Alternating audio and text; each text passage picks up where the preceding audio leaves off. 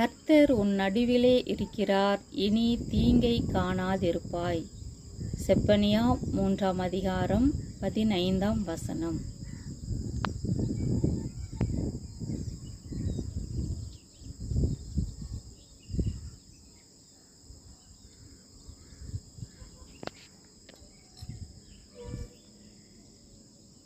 கர்த்தர் உன் நடுவிலே இருக்கிறார், இனி தீங்கை காணாதிருப்பாய்.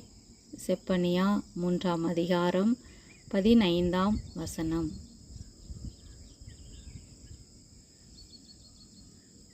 கர்த்தர் உன் நடுவிலே இருக்கிறார், இனி தீங்கை காணாதிருப்பாய்.